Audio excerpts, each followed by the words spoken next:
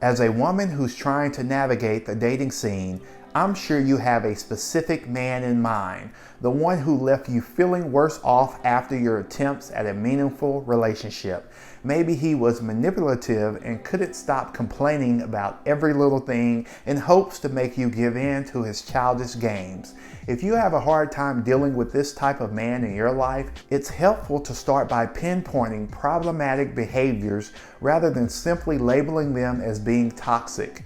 With this being said, I would advise you to pay close attention to this video because I'll be sharing 3 ways to protect yourself from a toxic man.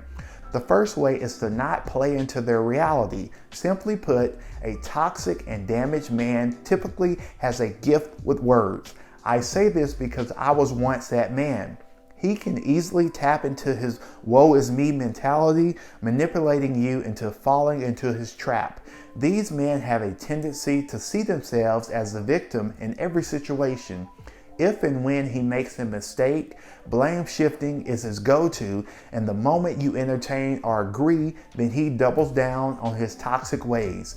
His method of blame shifting is an attempt to see himself in a more positive light, which justifies his toxic reasoning. Many of my clients who I've coached stated that they felt tempted to nod and smile in order to prevent any angry outbursts. I'm sure this feels like the safest option, but it can also encourage them to see you as a supporter. Your disagreement will undoubtedly upset him, but the goal is to lower the chances they'll try projecting their pain onto you again. And if he doesn't start seeing you as the queen that you are, I encourage you to end things immediately. And this leads into my second point, which is paying attention to how he makes you feel. You see, the key here is identifying your feelings and emotions. You must put a name to the pain and allow it to propel you into properly taking steps to rid yourself from this pain. Again, the goal is to separate yourself from damaged and toxic men while dating as far as you can. At times, simply becoming more aware of how a man's toxic behavior affects you can help you better navigate a potential relationship with him. Now listen closely.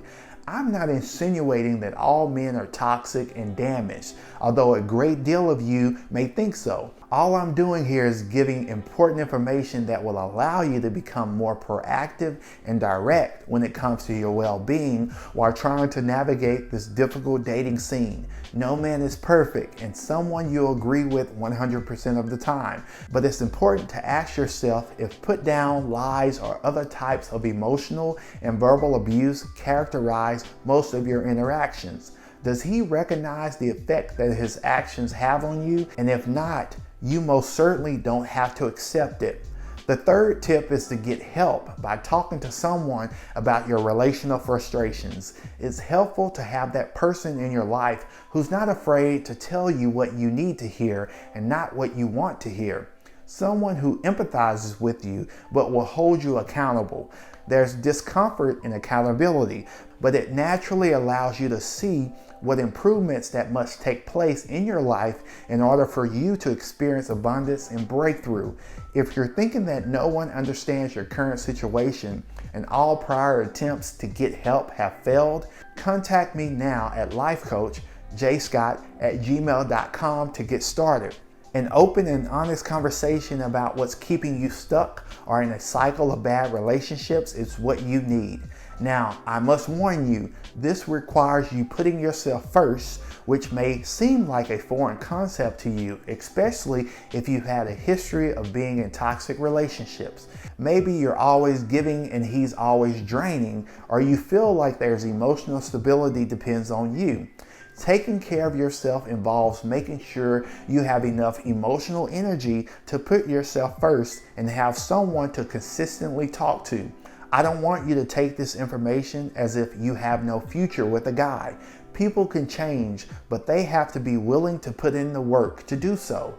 You also may be saying that you've incorporated these 3 things into your dating regimen and are still getting the short end of the stick. If that's the case, I want you to stay consistent and don't feed into what's gone wrong. It's about learning from your dating experiences and getting better as time goes by. Again, no one is perfect, but the goal for you is to make it to a point to be as healthy and whole as possible. So let's hear from you. What stories do you have from your dating experiences up to this point? Let me know in the comment section below. The goal is for me to make these videos as interactive as possible. I encourage every one of you to think about your current life, and if it's not where you want it to be mature enough to work on yourself and not make your life worse by making irrational decisions. The cycle just repeats itself when it comes to toxic relationships and unhealthy human beings. As your personal development and relationship mentor, my goal is to see you all thrive in life, and that's why your free 1-hour coaching session is available. Please contact me now at lifecoachjscott@gmail.com to get started. Thanks again, and until next time, be safe and take care.